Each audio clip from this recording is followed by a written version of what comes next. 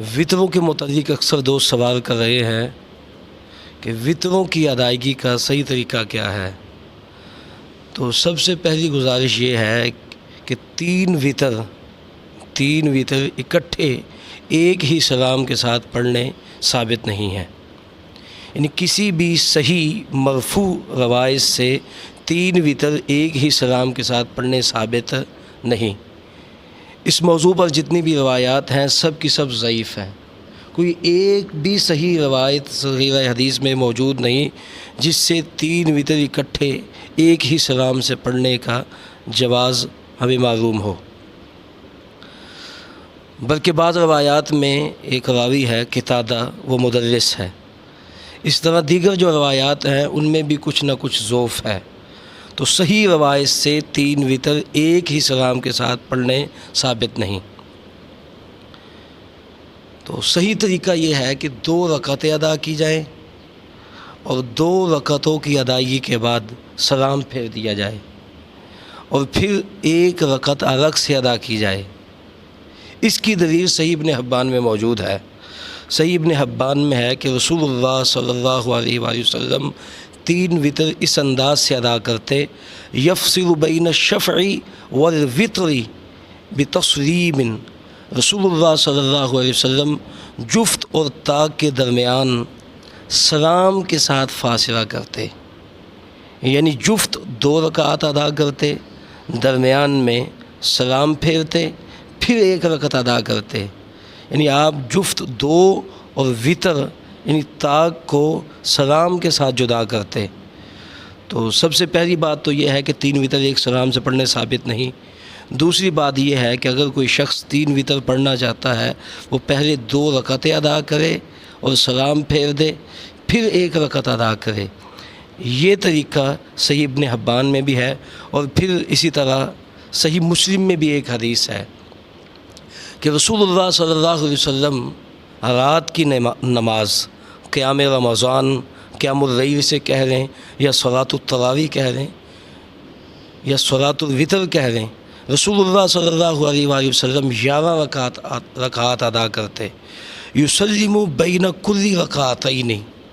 وہ 11 رکعات آپ اس انداز سے ادا کرتے کہ آپ ہر 2 رکعتوں کے بعد سلام پھیر دیتے، 2 پڑھتے سلام پھیر دیتے، پھر 2 پڑھتے سلام پھیر دیتے، پھر 2 پڑھتے سلام پھیر دیتے، پھر 2 پڑھتے سلام پھیر دیتے، پھر 2 پڑھتے سلام پھیر دیتے۔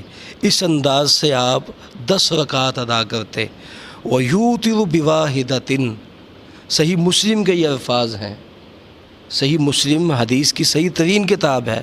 صحیح مسلم کے الفاظ ہیں کہ آخر پہ رسول اللہ صلی اللہ علیہ وآلہ وسلم 1 رکعت وطر پڑھتے۔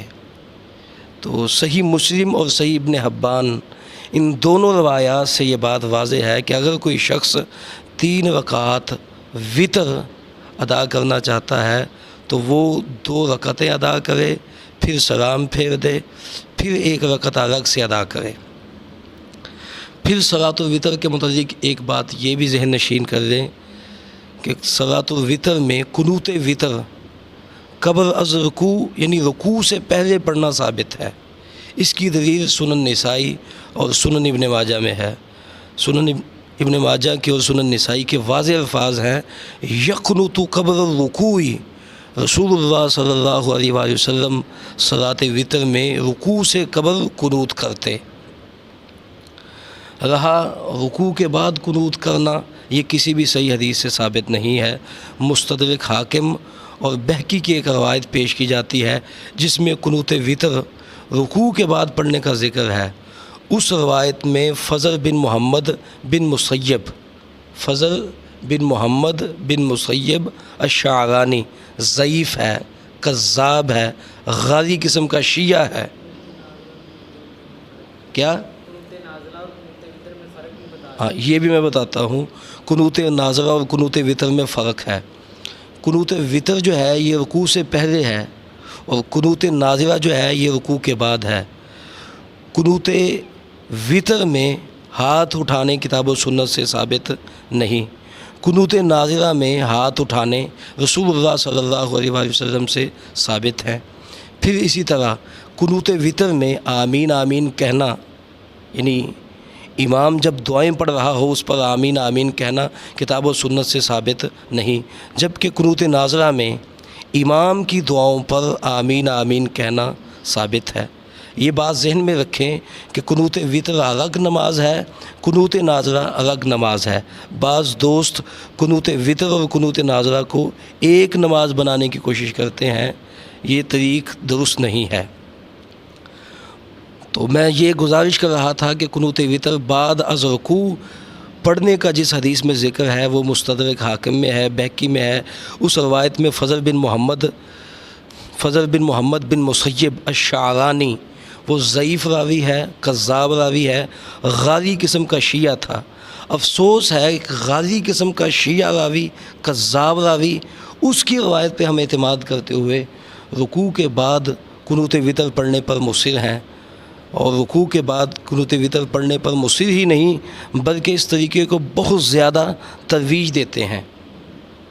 پھر اس کے ساتھ ساتھ جیسے میں نے کہا ہے کہ قنوت وتر میں ہاتھ اٹھانے بالکل ثابت نہیں، کوئی ایک حدیث بھی پورے ذخیرہ حدیث میں نہیں، پورے ذخیرہ حدیث میں کوئی ایک روایت ہی کوئی پیش کرے جس میں آیا ہو کہ رسول اللہ صلی اللہ علیہ وسلم نے قنوت وتر میں ہاتھ اٹھائے۔ ہاتھ اٹھانا تو دور کی بات ہے، نہ ہاتھ اٹھانے ثابت ہیں اور نہ ہاتھ اٹھانے کے بعد اس طرح اپنے چہرے پہ ہاتھ پھیرنا ثابت ہیں، بلکہ دعا کے بعد چہرے پر ہاتھ پھیرنا یہ کسی مرفوع صحیح اور صریح حدیث سے ثابت نہیں ہے۔ پھر اسی طرح آمین آمین کہنا، امام دعائیں پڑھ رہا ہے، مقتدی آمین آمین کر رہے ہیں، یہ طریقہ بھی رسول اللہ صلی اللہ علیہ وآلہ وسلم سے ثابت نہیں۔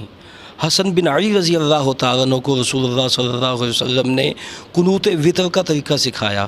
وہ خود فرماتے ہیں کہ رسول اللہ صلی اللہ علیہ وسلم نے مجھے یہ کلمات سکھائے جو مشہور کلمات ہیں، اللہم اہدنی فی من ہدیت۔ یہ الفاظ رسول اللہ صلی اللہ علیہ وسلم نے مجھے سکھائے اور مجھے یہ تلقین کی کہ میں ان الفاظ کو وتر میں کہوں، پڑھوں۔ اب پڑھنے کا معنی کیا ہے؟ آمین آمین کہا جائے؟ قطعاً نہیں، پڑھنے کا معنی ہے انہیں پڑھا جائے، نہ کہ آمین آمین آمین کہا جائے۔ آمین آمین آمین کہنے کا یہ طریقہ خود ساختہ ہے، کتاب و سنت میں اس کی کوئی دلیل نہیں۔